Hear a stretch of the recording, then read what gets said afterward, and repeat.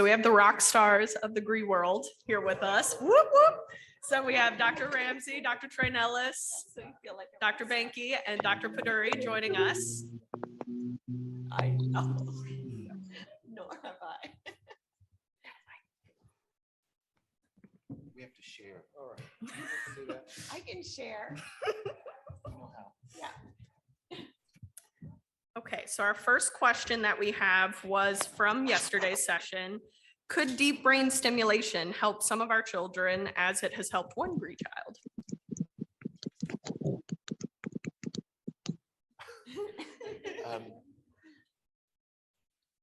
We don't have enough data yet to say that that's something that we should be considering. Be good to know more about that child that had deep brain stimulation. So my question is are they in the registry and have they followed a follow-up? Filled in their follow-up forms so that we can track that. I'll make a comment in terms of what deep brain stimulation could be used for. I mean, we learned about it as neurologists really first in the context of Parkinson's disease, so for adults with Parkinson's disease, and then it's been used for children with some genetic neurodevelopmental disorders, including GNAO1 condition. There's an experience there. It's also now being considered for some forms of epilepsy, but I'll underline some because it's really sort of new and as Dr. Benke said, not exactly worked out. It's not really at prime time. So I think the short answer is we don't really know. And I think a bigger answer is it going to be specifically useful for GRICon disorders, or is it just going to be potentially generically useful for movement disorders and possibly for seizures? That's kind of the big unknown. Okay, so we have a couple of questions related to the registry. This person says that they live in the US and they registered for the Leipzig database, not the Colorado database. Is that a problem? Should they also register with the Colorado database? No, it's not a problem. We'll figure it out. Also, somebody wanted to know if they could. Oh, yeah. Oh, sorry, Johannes, we can't see you because the light. No, it's fine. It's absolutely no problem. When American patients contact us to register in the Leipzig registry, we always say, please go to Colorado. And I know that Tim does the same, but if there's sometimes a mix-up, it doesn't really matter too much. But we would like to have the Americans be recruited here and the Europeans recruited in Germany. Can I ask a follow-up question, which is just to avoid double counting, because we do have some recurrent variants. Would it be helpful in those scenarios for the families to let the study coordinators know, or maybe even share the study ID number or something like that to be able to keep track? So we're working out a way, because there is the possibility of overlap between our database and the Simons database and the Leipzig database. It's always a possibility. And if families know that they're in one, if they email us to let us know that, that's great. We can keep track of it that way. But we've come up with a system to make sure that we're not double counting anybody. In the same vein, somebody wants to know, how do they check to find out if their child is already a part of the registry? They can email us, grinresearch@cuanschutz.edu, and we'll try to figure it out. Perfect. Or Johannes's email. Yeah, and also we will see when there are several patients with the exact same variant, the same gender and the same age. That's too much of a coincidence for different individuals. So our next question is, this person says that their daughter has a GRIA2 loss of function. What does that mean for their receptors in terms of the functioning? Right, so GRIA2 is one of 4 subunits that form an AMPA receptor. There's GRIA1, 2, 3, and 4. Excuse me. And GRIA2 has some special properties that it endows the receptor with. It's not so simple that you could ascribe a series of brain functions and properties to the lack of GRIA2, GLUA2. But at a cellular level, it'll change the flavor of the receptor. It'll change the ions that permeate. It'll change its block by some intracellular molecules. And so it will almost certainly alter synaptic connectivity and possibly synaptic plasticity. The outcome of that is impossible to say at a behavioral level, but it will change function at virtually all the excitatory synapses, many of the excitatory synapses in the brain. So our next question is regarding variant classification. Is benign or likely benign common? Yes. But I'll just illustrate, sometimes when we have a first consult in clinic and I'm sitting with a genetic counselor and a family and a student, we'll say, let's just look at the variant and let's look up your variant and make sure it's not in a population database of people who are supposedly controls. We do that. That's a Broad Institute database. It's actually just across the road here.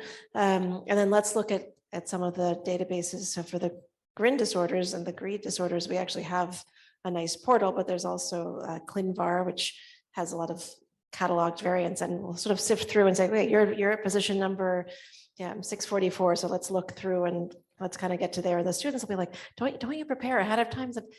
Yes, but I also like to emphasize to everybody how many variants there are, right? There are many, many variants in all of these genes, and many of them are benign, likely benign, some are of uncertain significance, some are likely pathogenic, and some are pathogenic. So it's not just an exercise, but it's really just to sort of give people a sense that there's lots of people out there with lots of variants in the same gene. It's just some are actually responsible for people's conditions and others are not.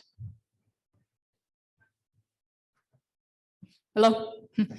Quick question going off of that. How do you change, or how do you have your classification change from uncertain significance to a pathogenic?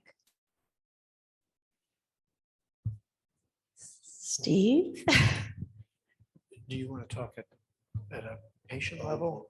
So I think what you're asking is at the patient level. So you've got your report back and it says one thing, Yes. but the question is how does it get changed to something else? And so these sorts of things, and Dr. Poduri will talk more about it, but basically when you get your report back, what they're telling you and your clinicians at the time is at the current knowledge, that's what they think it is. And so we often ask families, when you're being evaluated for any sort of genetic alterations, is you come back because that information changes. And I don't know if Dr. Lemke or Ann, if you want to add more to that. Yeah, this actually came up in terms of the Simons collection. Are we eligible to enroll in Simons if we have a VUS or a variant of uncertain significance? And it's just that all that means is that today there's not enough evidence based on population databases, functional evidence, and so on to say that it's definitely disease associated. Part of the calculation, and there is actually a sort of formal calculation for every gene, and you could do for any variant. Part of it is, does it fit with what's known clinically? So if somebody came to us with kidney disease and no neurodevelopmental conditions and sort of went to geneticists and said, oh, I've got this GRIN2A variant and it's a VUS, we're sort of thinking, well, that doesn't really fit quite well. Then they don't get that point for fitting with what we know about the gene and what it's supposed to do. But if it's a good fit, we'll often consider a variant of uncertain significance with a good clinical fit, a plausible causative variant. We just don't have enough data. And that's why I looked over at Dr. Traynelis, because sometimes the information that's available from the functional studies done in his lab and others can actually push us over the line to say, wow, well, this is actually a change that, at least in the dish with some cells, can change the function of that particular gene. So that is information we take, even if it's not yet incorporated into the formal classification. So I guess my question still is, who is responsible for making that classification change? It's ultimately your clinicians. So your clinicians will put in, even though the report might say uncertain, but your clinicians will say, this is what we think it is. This is our impression and opinion. And it, may take a while for the report to get updated, but sorry, if I look straight at you, I'm going to get a migraine because of where that light is. But it's up to what your clinicians say and put in the chart ultimately. Okay, so speak with the clinician after And the it may be that, evaluation. basically, a paper has just come out, say from Dr. Lemke or Dr. Traynelis that says, oh, this particular variant is pathogenic. And then, you may be the one that hands that paper to your clinicians to help inform them about how making that change. The testing labs also can formally update the classification. You can sort of ask them, you meaning the clinicians can ask them to do a reclassification or an attempted reclassification. If asked, they won't do it, every month or so, but we often tell people, check back with us in a year. And if it hasn't been reclassified, we can ask them if they would reclassify. Yeah, and I would add to that it's really the American College of Medical Genetics that sets forth the kind of criteria by which all the labs classify their variants. And so there's different sets of evidence that they have to meet in order to place each one of those labels. There's additional layers in that some of the more specific genes have their own set of people that are very familiar with how they work, that are working with the, I think it's ClinGen to kind of have say a group of NMDA experts or a group of potassium channel experts to say, okay, yes, you have those baseline criteria, but we know more about this particular gene and we're going to give you some additional criteria that help to update it. But that has yet to be kind of integrated into all of the genes.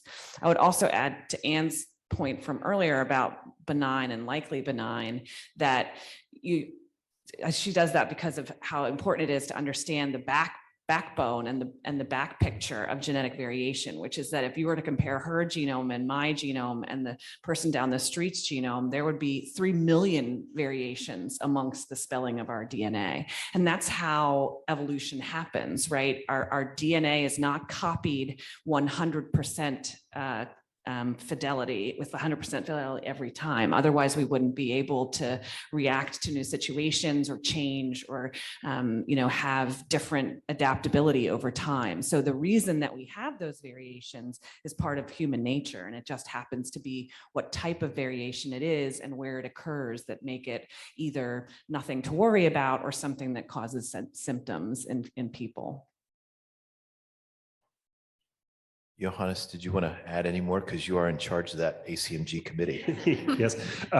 So actually, what always should be done is testing the parents.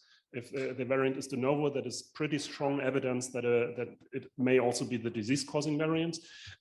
If then Steve Traynelis is able, or his lab is able to do functional testing and find out also the functional properties of the NMDA receptor have changed, then this is again additional evidence. And if this all comes together, this should be enough evidence to say whether it is likely pathogenic or not. And it's also quite important to compare the variant not only with population databases and see this variant from a child is not seen in 300,000 individuals from the healthy population, but it may be seen in another patient with a GRIN disorder or so, which is not a completely open database. It's being partly published on the GRIN portal, but so if you have such variants that you're uncertain about, you can also contact us and we reclassify it and provide the information that maybe helps you to, at some point, have a clear answer. We're always happy to talk to your clinicians. We can't give you advice directly if you're not necessarily our patient, but we're happy to talk. Reach out to us. Perfect. So our next question is for Dr. Ramsey. For small 3-letter word deletions, what are the options in terms of gene therapies? This was based on yesterday's talk. Right. So prime editing comes to mind. That would be one where that could work. And the gene replacement could also work if it works. I mean, but those would be the two that I would think of. Perfect. So our next question is, given the wide phenotypic variety in GRIN disorders, do you have any advice for parents of young children who are looking for a clue as to what their child's future abilities or disabilities may be? For example, their son has a GRIA2 variant, epileptic encephalopathy, and cerebellar Vermean hypoplasia. Do you have any sense of what those 3 factors would impact symptoms in terms of quality of life?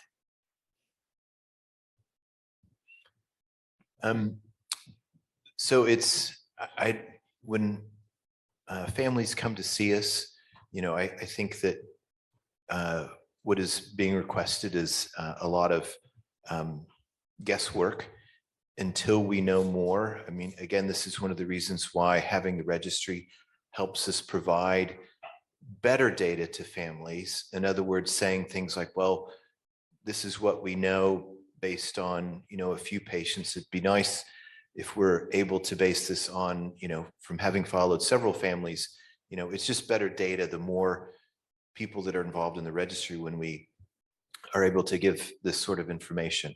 Now, when you look at that constellation of symptoms, we have to generalize as clinicians across those symptoms that are seen in not just GRIA 2 patients, but in other patients, what that potentially could mean. Some of these things you might predict would have long-term implications, but I think we don't know enough. You want to add more to that, Dr. Yeah, I Poduri? completely agree. I think there are two things. One is that there are just general predictions that can be made if somebody has early onset epilepsy or an epileptic encephalopathy that are likely to be influenced by a genetic diagnosis, but don't necessarily require a genetic diagnosis. So even putting aside the gene and just saying, look, if you see somebody who's at this age having this many seizures with these sorts of struggles now, we grew up in the pre-genetic era where we could sort of tell you this is what you're likely to anticipate. These are the sort of problems you might have. And hopefully a good clinician will tell you we don't have a crystal ball and we don't know for sure, but I like to paint, if people ask, a sort of best case scenario, worst case scenario in terms of what have I seen outcomes like that to be. Then when you've got a genetic variant, this sort of harkens back to the couple questions ago, let's think about how certain are we that it's actually associated with the conditions that are present and that we're seeing, because then it tells us, well, then we should really compare it to everybody else in the database, or we can look to that group. And I think the broad range that we've talked about in terms of delays and seizures and all of those things are part of it. It gets even more tricky when we start talking about MRI abnormalities, structural variations. I think if you asked most of us initially when we started coming together, would you have MRI abnormalities associated with the GRIA disorders? We hadn't seen them before. So we'd say, oh, well, that doesn't, probably not. They're receptor abnormalities, but then lo and behold, there are subsets of patients with various MRI abnormalities we've come to learn about. So again, be sure about the genetic diagnosis, know that there's predictions that can be made more generically, but also I'll echo Tim's comments, which is that we got to put the cases together to understand them better. So our next question is addressed to all of you. So what is your number one constraint while conducting your research? Is it people or funding? Yes. Same answer. Yes, the funding has to come before you hire people. There's a lot of bright people who want to do research, and we're not able to offer them a place in the lab because we don't have the funding. It's really hard to turn away, someone who's bright and eager and wants to do this, but this is the reality. Yeah. I'll interpret the people slightly differently, which is, of course, it's about the people with the disorders also who are motivating the research. So that's the why, and the funding is the how. So our next question is for Dr. Ramsey. This person said, you mentioned yesterday that parent groups can be a good bridge between research and pharma. Can you elaborate on that? Yes. So pharmaceutical companies are interested in rare disorders because there are different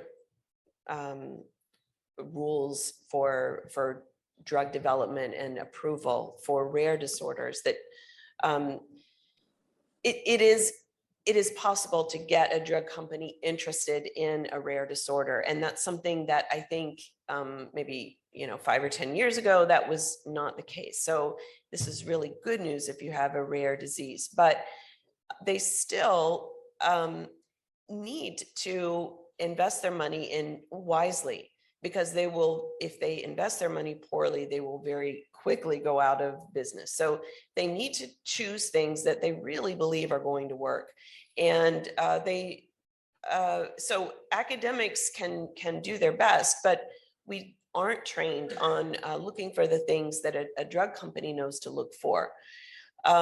So I think that, we're not going to get a grant to do that. The funding mechanisms that there are to essentially take a good idea and tweak it, make it a little bit better, that is not an appealing grant. And believe it or not, that doesn't get funded very much. So there is this gap in funding between the academic work and then what is needed to make it a less risky proposition for a company.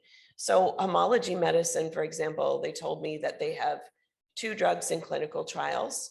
And I asked them, listen, are you interested in taking this forward if this looks good? And she said, well, if the drugs that we have in clinical trials succeed, we might be in a position to do it. But if they don't, we won't have the money. So that's the reality. So what any kind of funding can do, whether it's an angel investor or whatever, is help bring the science to the point where it's a good risk and it's worth doing a clinical trial for and worth investing everything that's needed. I don't think it's the only way that a medicine get made, but it's hedging your bets to do it that way. Hope that answers it. Maybe, I don't know if either of you have. Well, just from my experience in Rett syndrome, for instance, the drug that was just approved for the treatment of Rett syndrome, it's the only drug that's meant to target a neurodevelopmental disorder. A lot of that initial work for that drug came through funding through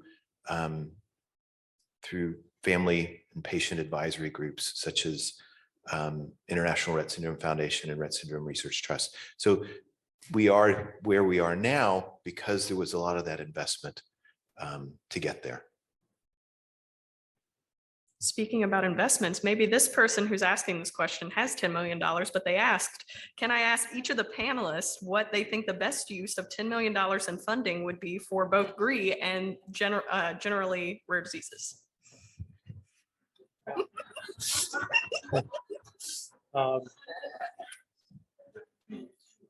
It's a great question, and it forces us to think not about everything we are doing right now, because we're all pushing forward on a lot of different fronts, but it sort of asks the question, which would push farthest ahead and be catalytic. And $10 million, I think, would best be used split between work on the clinical registries, getting everyone involved, funding predictive work and informatics, and making sure every single patient, whether it's outreach or outright adding personnel to the labs, is collected and followed longitudinally. And then I think at a basic level, we need to finish characterizing all of the variants. So we have a lookup table. We want to put ourselves out of business. We don't want to do this forever. We want to know exactly what every variant does. And in the future, when new patients come along, there's no work to do. You simply look up and you know exactly what that patient does. And then a fraction of it would have to go to advancing both pharmacological and genetic treatments. Such a good answer. That I agree. I would have said to split it up, that it would be a mistake to put it all in one basket because we don't know what's going to work. And I agree that the 2 arms are going to be the patient registry and really the natural history. And, that's essential. And that requires a lot of manpower. And I recognize that it's also a lot of work for the parents, but it's essential. And that's part of building that lookup table is understanding the disorder better. But then there's no one researcher that's going to get it right. And I think that as far as medicines, you need to spread that money out and try a lot of different approaches and see which one works. I'll only add that if every group of disorders asked that question, and if every one of them said, let's just give 5% of it to a larger effort to increase diagnostics, I think increasing the availability of diagnostics to the broad group of mostly children, but individuals with neurodevelopmental disorders and epilepsy, to increase the diagnostic rate will then have more people ready for the trials that this whole pipeline will build. Some back of the napkin calculations, how much would it cost if we knew that it was going to work, say in an animal model? Say we already knew that. How much would it cost for us to make gene therapy? And it's between $10 and $20 million. And I think there are different ways of doing that. There's the pharma way that we all know about. There may be other ways. Other countries are thinking about the academic solution, which personally, I think in terms of what can our healthcare system really sustain for all of these different therapies, it would probably be better to have an academic solution versus a pharma solution. Treatments for all of these rare disorders could swamp our budget for 0.5% of the population in the next 10 years. Those are the calculations by people actually who know how to make those calculations. That's what they're saying. So I think that, $10 million could go a long way, but it's only part of the way. And it's a little frightening, I think, when you think about it. Maybe I would temper the fear a little because it's the fear that I share with you, but the cost of delivery for one patient for nusinersen for spinal muscular atrophy, the cost of delivery for one patient with an ASO treatment that we talked about for a single variant rare disorder is, it would take 20% of that budget. It's like 1 or 2 million for development and then delivery. It's a lot. But there's also this phenomenon called Moore's law, whereas eventually the price of various things comes down, and we've seen that with genetic sequencing, we've seen that with a lot of things. So I think it doesn't mean we don't build it, but we have to build it with the knowledge that if we were trying to apply it today broadly, we couldn't. And we as practicing clinicians are not in the business of having to make the choice of, we'll pick this one and leave everybody else behind. It's just not ethical. So I think as much as that's the reality financially now, I think we have to look forward to a future where hopefully the price will be less, and we'll have to sort of think about how do we select based on clinical and scientific criteria. Perfect. So our next question is to try to make a treatment center more viable. It would be interesting perhaps to associate other medical conditions with similar symptoms and treatments. What conditions would those be? And are there some similar medical conditions that you would relate to GRICon disorders, I can imagine? Would you like for me to repeat it? To try to make a treatment center viable, it would be interesting perhaps to associate other medical conditions with similar symptoms and treatments. What conditions would those be? I was going to say, we have some representatives from Combined Brain here, and Combined Brain is a way to bring together these rare diseases. And I think that they've kind of cataloged what are the symptoms for each of these diseases. So I would say that they might have an answer for us to tell us what are the other syndromes that are similar.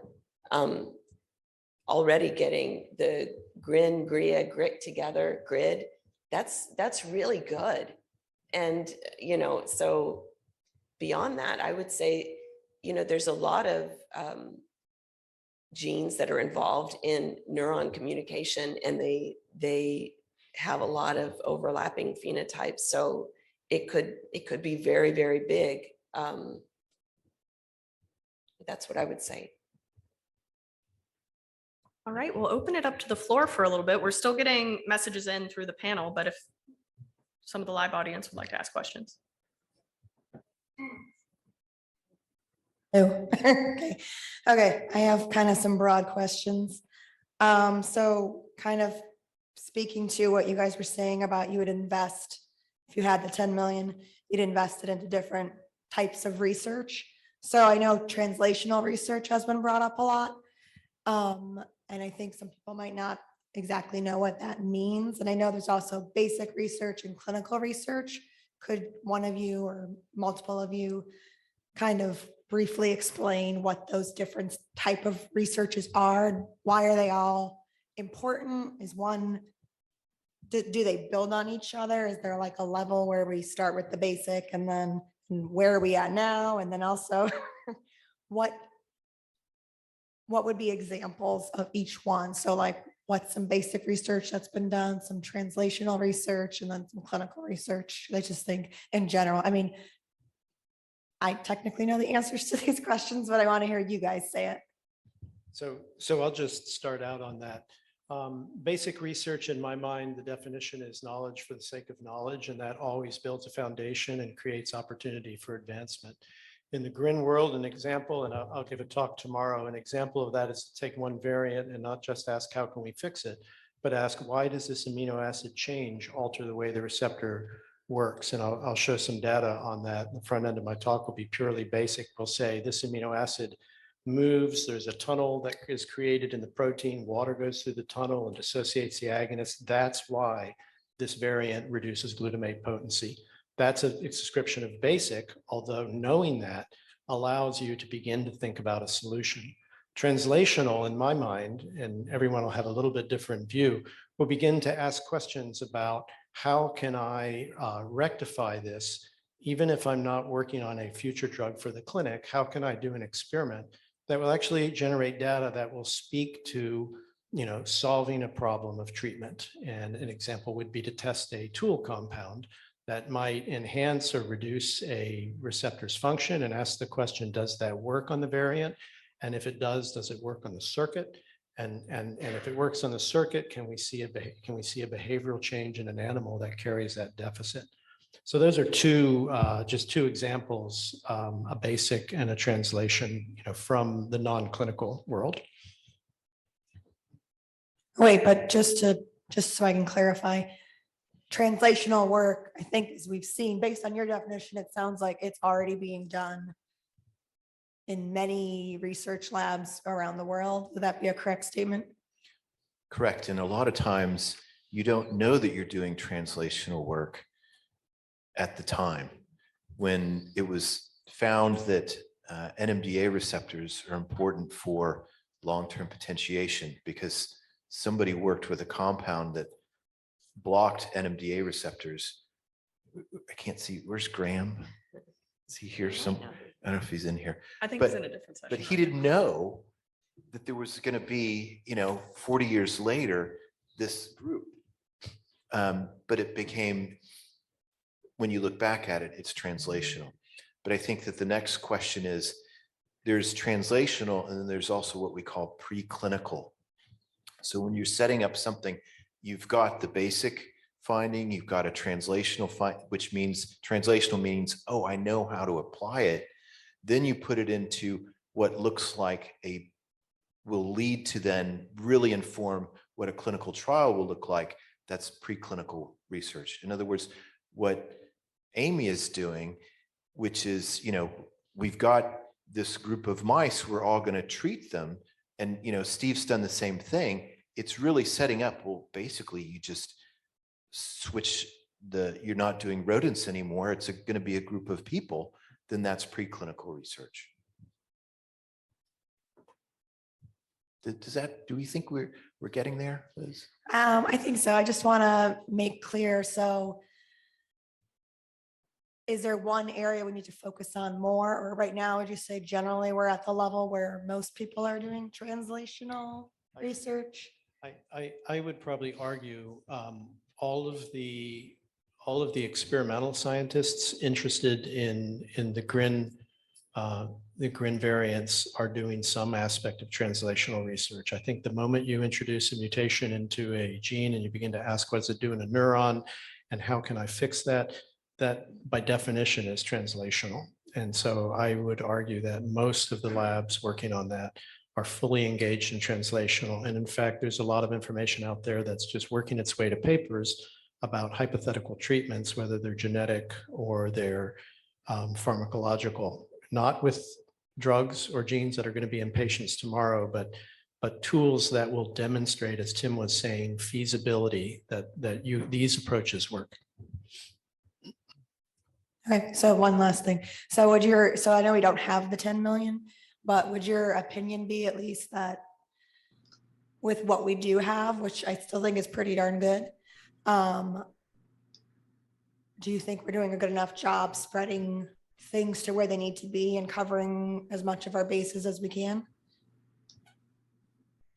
I think you're doing an awesome job. I wasn't saying me. I'm not fishing for compliments. You I'm in general. just saying, are there holes that could be filled that we could be focusing on? in terms of like funding research? I think it really does take the whole ecosystem, right? Yeah. And I think this group, particularly the group here, has shown that it can be done, and it can be done synergistically. So it's not that there's a registry here and a registry in Europe in isolation, but there's Right. two registries working together, and the observations from that could lead to a prospective, natural history type of study, which would be one way to get to clinical trial readiness. In the same way that there are cellular and animal models that are going to get us to clinical trial readiness in a different way, and then the development of treatments and the application of treatments. I think maybe if I can extrapolate sort of, what's the goal? And the goal is to get to treatments. All of these are different sort of parallel tracks that need to happen individually, but I think the fact that they're happening here and the basic folks are talking to the clinical folks and are talking to all of you, I like to think that that's going to accelerate it faster, because it's not like people developing animal models are wondering, well, what should I look for? We know exactly what to look for from the family's experiences and the clinical experiences, and then vice versa. What should we be measuring in our patients that would be helpful if a trial were to become available? Well, let's see what's happening in the animal models and the preclinical models, and what types of things could we hope to change. So the fact that it's all happening in parallel tracks that are talking to each other, I think that's the best way to move forward. Okay, cool. Thank you. The other thing I would add is I think in order to move towards clinical trial readiness is having centers of excellence where groups of patients are seen is going to be critical, because when somebody has a therapy, that's where the companies are going to go, because you've already got groups of patients there that are going to be readily recruitable for a clinical trial. Hi there. Am I on? I've been thinking a lot today about how sufferers of GRI disorders can exhibit a wide range of severity of symptoms of different sorts. Even I've talked to some folks about even people who even have the same protein variation as somebody else may exhibit widely different symptoms and severities. So I wanted to ask, first of all, have you found in your experience that that is true? Do we know why that is? And I also wanted to ask if that's something that you've also seen in the research with mice, that seeing wide variations in severity of symptoms from mice that have the same variation as each other, and whether that affects the control groups or the outcome of the research in any way. Yeah, I'm happy to talk about the mouse part. When we made the original knockdown mouse, with mice, you can control all the genes, and you can have mice that are like identical twins. So it makes it nice because we can pick up on subtle things. We've controlled for so many other things. We're only looking at the change in one gene. And so when we started moving this mutation onto different genetic backgrounds, we did see that in some it was lethal. In some, it was lethal 100% of the time. DBA was the background, it was lethal 100% of the time. C57, it was lethal 80% of the time. 129, it was not lethal. We had normal Mendelian genetics. So the strategy that we took when we were making the mice then is to have one parent be one genetic background, another parent be another genetic background, and bring them together. That made the healthiest mouse. And we really needed that mix of genes in order to have a mouse that we could study. So I think that a geneticist would say that likely there are other genes that are modifying, that are subtly changing, all of your organ systems. And this, all of these tiny little changes that make us unique can also, shift you one way or the other. And I appreciate that, parents don't like to think about their genes might contribute to whether a symptom is severe or not. But I would say that you've all done so much for your kids just by being here. I think, you've got to let go of that and know that, of course, you can't control the genes that you gave your kid, right? But the story is that the other genes are probably the explanation for why there's differences. The other thing might be biological sex. Sex hormones can sometimes play a role, and it could be that the symptom is more severe in males than females. But I mean, we see this in mice, but I don't know that it's been borne out with the patients. So I'll pass this to you and maybe you can. No, I agree. I mean, I think there's the things Well that, said. yeah, very well said. The things you can control in the mouse, so you know exactly what those genetic factors are. We now with genome could look very broadly, but we've just gotten in the last 10 years to have enough samples collected and statistical power to say, well, this gene is definitely associated with this condition and so on. We now are talking about the millions of changes that Kristen Park mentioned earlier that we all have between each other. We don't really have enough patients and enough data to be able to make a lot of sense of them. But people are starting to try. And I think that the patient collections and the collections through groups like Simon's and Combined Brain are a good way to look. Maybe there are modifiers, maybe there are little changes that half the population has and the other half the population doesn't have that will mean you have a more or less severe disorder, whatever that disorder is. We don't know those things, but it's a good theory. It's a theory that has yet to be disproven and kind of makes sense, but we don't have data yet.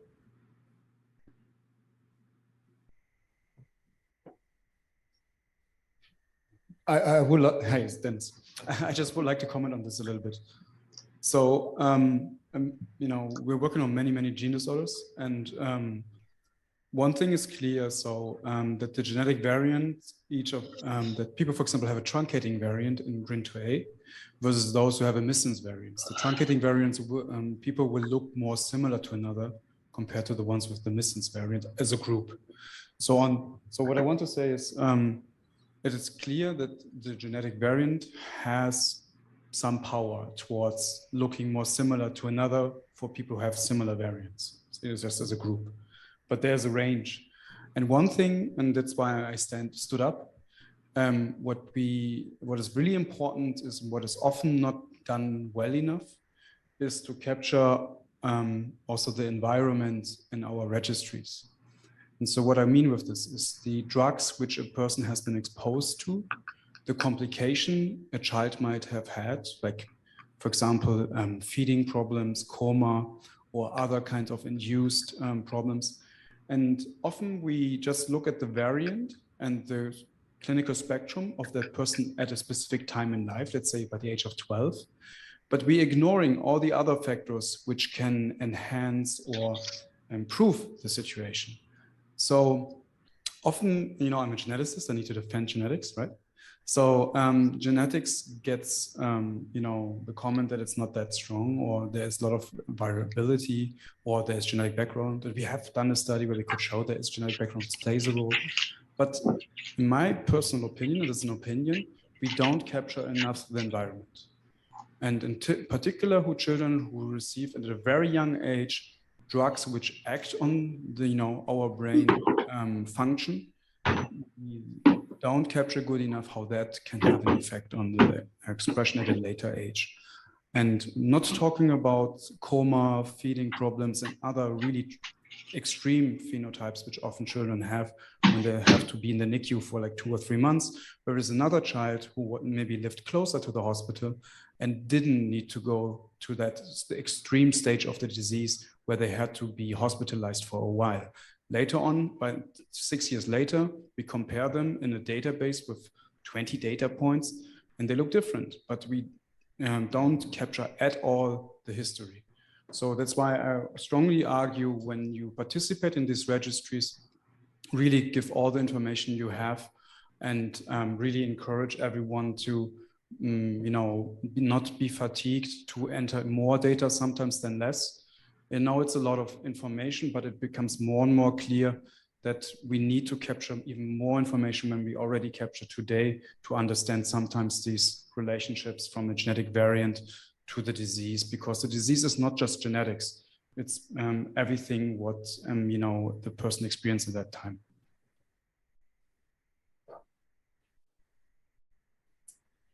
Thank you. This is this is kind of similar to, the collection of data and the registry. So my husband and I just found out about our daughter 2 months ago, and immediately our genetic counselor at Boston Children's requested that that we agree to send the information to someone named Alan Bayet in Europe. And we don't really know why or what he's doing, and we're not sure if you're familiar, and if you can kind of give us some information about that. I have been in email contact with him every once in a while, and I'm still not really sure. Yeah, I can give you a little bit of information. Alan is collecting a database of GRIA variants. He's been doing it some time. He's aligned with Johannes's database, working on the same sorts of approaches as the GRINs. He works with a number of other individuals on the AMP receptor, and they are following pretty closely what this group has been able to catalyze with the GRIN variants to try to create registries, try to create functional understanding, think about translational ways to fix the problem. So I would not hesitate to interact with Alan at all. He's, I sort of see Alan as on the team. Yeah, he's also giving a talk tomorrow, so you can listen in for that. Part of the group. I'll echo that. I actually had a chance to meet with him personally at his former supervisor, Rikke Muller in Denmark, arranges a genetic epilepsies meeting every couple of years in Denmark, and many of us participate in those collaboratively. So certainly part of the community. I have a question for Amy, actually, for her talk. So you talked about AAVs and being limited in terms of storage capacity. I believe you do have a GRIN2B mouse. What are the ideas for GRIN2B to make it fit? You also mentioned that there were ideas to use lipids and proteins.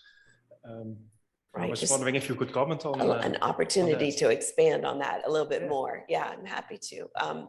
Right, so the GRIN2 A, B, C, and D are bigger than GRIN1, but they would still fit into the AAV threshold if you used a very small promoter.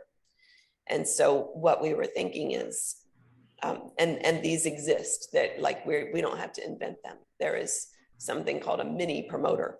And so it's like just the minimal part that you would need. We don't have as many choices about dialing up and down for this promoter, but maybe we don't want a lot for the GRIN2s. So we'll just have to do the experiment. Maybe by the time we get there, there will be other mini promoters. So, things happen so fast that you kind of have to lay down the runway as the plane is moving, kind of thing, and just hope that it will be built by the time you're ready to take off. But, so that's what I'm doing is I'm thinking, okay, well, let's just make the mouse and let's just try this. And we'll kind of be used to it giving the virus. And then if it turns out there's another thing, we can switch and, toss that. If there's ever anything better, we can move on. We're not married to any one thing, but for the lipid nanoparticles, there's a researcher at U of T named Bowen Lee who is working on that, but he's not the only one. There's lots of people doing this, and the idea is that every cell is a mixture of lipids with little proteins sticking on them, and actually cells can communicate with each other by kind of rubbing off these little packets of lipids and proteins, and they stick on to another protein. And so we're really just learning that this is yet another thing floating around in our bodies. It's always been there. They're called exosomes, if you've maybe heard that word. But anyway, nature has already figured this out, that there are ways that you can put DNA into cells if you code it in the right way. And so now the question is getting it coded in the way, can you code it in such a way that it would primarily go into one cell type? Because right now we don't have that kind of control.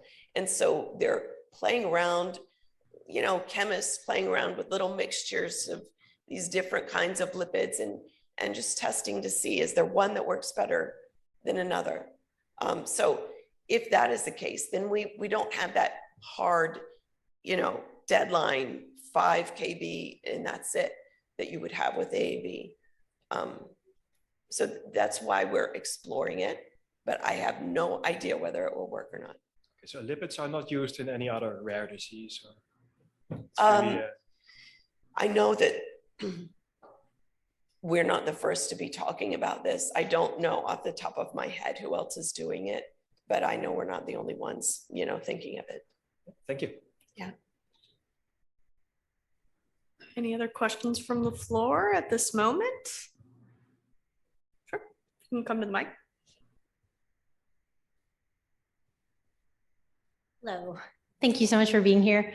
I was wondering if you could help the families understand maybe a little bit of the organization of this GRIN community. So we hear things like combined brain. How does that fit into the picture? There's CureGRIN, there's GRIN 2B, there's the clinicians, there are the researchers. I wish there were an organizational chart so I could understand how everyone works together, but I love that we're working together. I don't know if someone could just kind of help give the 35,000 foot view of who we are. Well, I'm comfortable answering that question. So, so CureGRIN was actually founded by parents in 2019. We were fortunate enough to receive the Chan Zuckerberg Initiative grant, the Rare as One grant. And so that was kind of the off the ground. And there were already organizations that are in place that we collaborate with, including GRIN 2B Foundation, many of the European foundations, and among several others that exist out there. So there's lots of Facebook groups that this kind of movement started with, where parents were connecting with one another. And CureGRIN, our mission is to bring everybody together to search for treatments and cures together. A part of that is joining things like Combined Brain, which is an organization that caters to all kinds of different neurodevelopmental disorders. So we are actually working with Combined Brain to launch an IRB for one particular study. You can see them here today, collecting biorepository samples.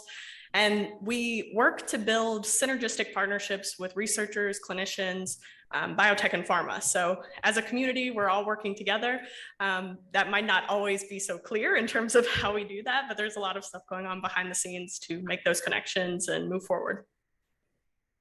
You mentioned, I would just say that the website that was built as part of the Chan Zuckerberg Initiative, it's really nice. It moves it away from Facebook to something that's a little bit more protected. And it's the GRIConnect website. And with that, you sign up as either a patient advocate, you know, parent, family member, or a researcher, or a physician who's treating patients. And you can have one-on-one conversations with each other. So I think that is the platform where you can get in touch with other parents. Parents post a question, and the parents are the most active. If we were to improve things as a community, we would, you know, the scientists and researchers and doctors would get on there more. But when they do, they do try and provide answers. And if you tag one of the researchers, you're more likely to get an answer if you kind of send that message with, can you please answer this question? But I would say that's a good way that we're communicating with each other. 100%. I could add to that also. I liked your comment about having an organizational structure chart. That's actually a really good idea, and I can talk to Keith about that, because I do see how it's confusing. Because I mean, just really quickly, like, to be honest, like, so when my daughter was diagnosed in 2014, I consider that to be the dark ages of GRIN, because there was no organizations. There was, I mean, these people obviously existed, and I believe were already studying GRIN, but there was no way to know that. There was no, when you Googled it, I mean, there were some papers, but you don't know who these people are and how to find them, and there's no email address. So there was nothing. And so GRIN2B Foundation started because there was nothing, and we thought there needed to be something, and we didn't really know about this bigger world of all the other GRINs. So once the world started expanding, we were like, oh wait, we're part of something bigger. Thankfully, before it got too overwhelming, where I was like, oh no, I just made this website for GRIN2B Foundation, and apparently that's not what it is. It's more stuff. But thankfully, CureGRIN came and did what they did, and we formed this really great partnership, which I know you don't see, but we're GRIN2B Foundation and CureGRIN. We talk all the time. We're emailing, we're giving calls. We're very collaborative. Keith mentioned yesterday that we're lucky because that is actually very rare. You would be surprised. It's very depressing. In the rare disease world, there are many different rare diseases where different organizations get started for whatever reasons, and they don't get along and they don't work together and they just compete. And I would quit before I ever let that happen. If I thought that was happening, I would just be like, bye, see ya, I'm done. I'm not going to have any part in that. So we just made 100% effort to just be collaborative and open and not compete and just fill in. They're funding more research than we are. We're doing the Center of Excellence. We're all trying to do our part. We're also part of Combined Brains, so we all collaborate in that aspect too. So, but I see how it's confusing for other people. And so I think we could certainly work on making an organizational chart. For sure. And Heather, we also have our board chair here. Heather, if you want to add a little bit how the GRIAs came into this whole picture, if you want to go to the mic, as well as the GRICs.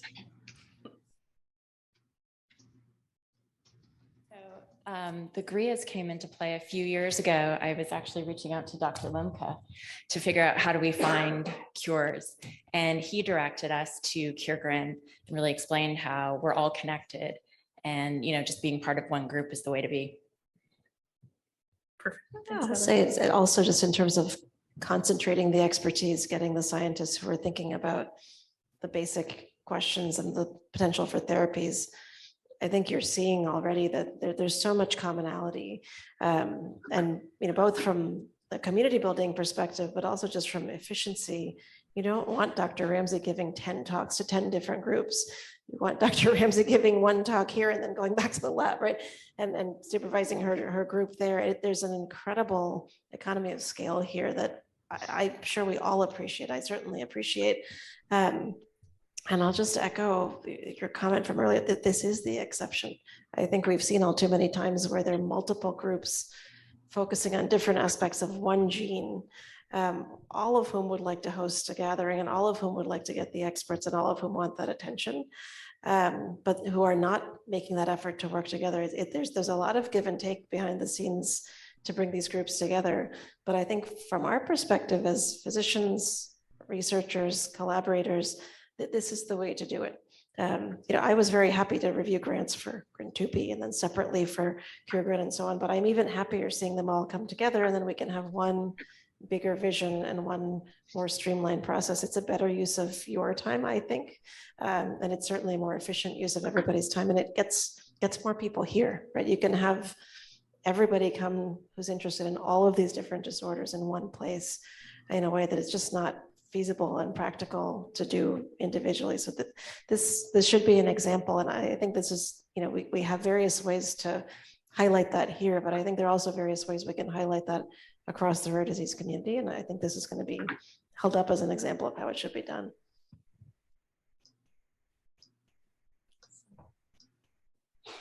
So let's say we get to the point of clinical trials for gene therapy.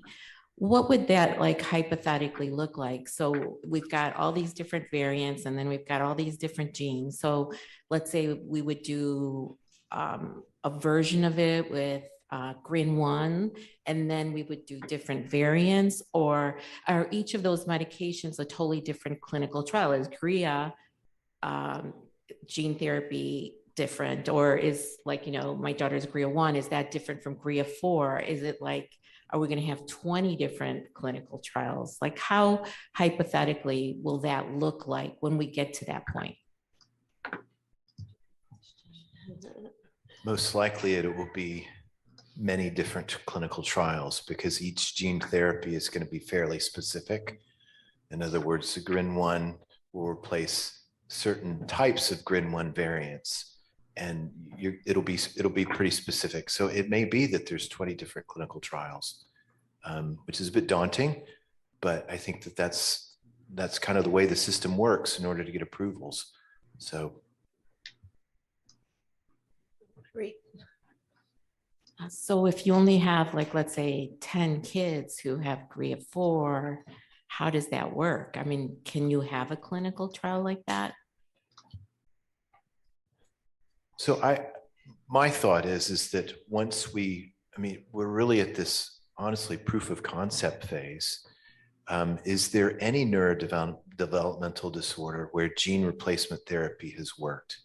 And the answer is no. But I think that in 5 years, maybe we've done this in a couple of disorders, and our paradigm may change such that we can think about these more broadly and have clinical trials with smaller numbers. And the whole machinery for putting this in place is different. I think that that's part of the reason why I favor an academic solution, because it removes this issue of we will only have a clinical trial for you based on some financial considerations, perhaps, but more of the need. We know that you're there. We know how to do this. What's holding us back? Is it just this one thing? So I think that our thinking about this is likely to change a lot in 5 years after we've done it a couple of times for a couple of different diseases. Anyway, that's what I'm hoping. I'll speak to the epilepsy side of things, which is that there is active discussion between people who spend their careers working on clinical trial design that traditionally has been in adults and traditionally has been based on seizure counts. And there's all sorts of ways things have been traditionally done. The really explosion of rare diseases that involve epilepsy has challenged some of those. This is the way it's done. And there's active discussion between Epilepsy Foundation, the FDA, rare disease groups, really around how can we change the paradigm? How can we do things when there aren't 500 patients? If you wanted to try a new blood pressure drug, you'd get 500 patients and you'd randomize 250 to status quo and 250 to the other drug. We don't have that. We won't have that. But there are other ways to do things. So I think there's a fair amount of emphasis now on developing these different strategies so that small groups of patients can be studied. It still has to be done robustly. It has to be done reproducibly, but there are ways to do it that respect the small numbers and that also respect the given clinical presentation. So there's some rare epilepsies, for example, where children are having dozens of seizures a day. You don't necessarily want a placebo arm for 3 months, right? Who's going to sign up for that? And so some people from the trial design perspective consider that a practical consideration. I think we consider that an ethical consideration, but that's actually now being discussed. So I agree with Tim. It's going to have to change from the traditional trial approach. It is a mess. Is that realistic? Because I know the FDA is they don't change very easily. So well, people like our colleagues, Jackie French. Maybe we should get them here next time. But Jackie French is one of the more vocal proponents of this, and she's been one of the people getting people. She'll gather groups and she'll gather a number of different groups, and she actually plants them near the FDA headquarters, so they can't really say no when they have to show up for discussions. I was impressed the one time I've been able to sit in one of these round tables that there's a dialogue. And is there a group, a rare disease group that has gone through this? I'm trying to think of clinical trials like that foreshadows what we would do. Because where do you get a control group for this? There are some. I will say there have been some very well done trials that have not been successful. Those are important examples too. The Angelman world has actually gone through this with not for seizures but for movement disorder, and have shown pretty definitively that L-dopamine doesn't work. But they were able to engage with the FDA, had a 5-year natural history study, had lots of data, and then really robust trial design. It's unfortunate it didn't work, but now we know that we're not using that anymore. So the structure is there. I'd like us to be able to point, as Tim said, to a successful example and say, this is how it was done, and then it actually worked. But there's also a lot of examples where, there was really strong translational science. And then when the clinical trials happened for a number of reasons, perhaps even ones because the FDA said you had to do it this way, is the clinical trials didn't work. And the ones where I'm thinking of in that case is Fragile X. But again, I think that we're going to be in a different place if we know that things like gene replacement therapy are safe and they work in other disorders, that it will change how we think about doing clinical trials. And they're going to have to. And I think this is another function of the patient advisory groups is that you have the ability to approach the FDA. They have something called patient-focused drug development, PFDDs. What's the other? Oh, that's patient-focused drug development. These are things where you engage with the FDA and you tell them what you want. And it's the mechanism that they have where they are supposed to listen to you. Fortunately, tomorrow at our keynote for the path to drug approval, Dr. Michelle Campbell from the FDA is going to be joining us. So, oh, good. I need to talk to her.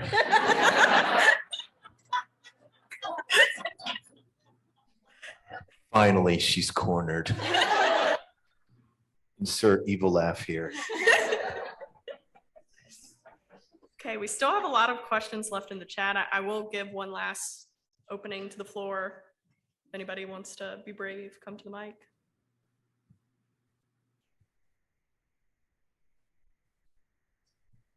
Hi. We've talked a lot about micro situations where we're looking at research for particular genes.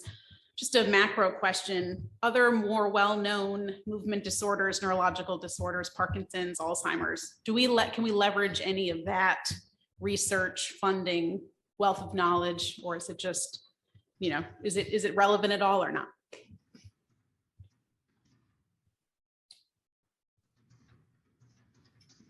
Knowledge, yes, absolutely. I mean, I think that we learn from each other, thinking about different ends of the age spectrum, but a lot of the biology is similar.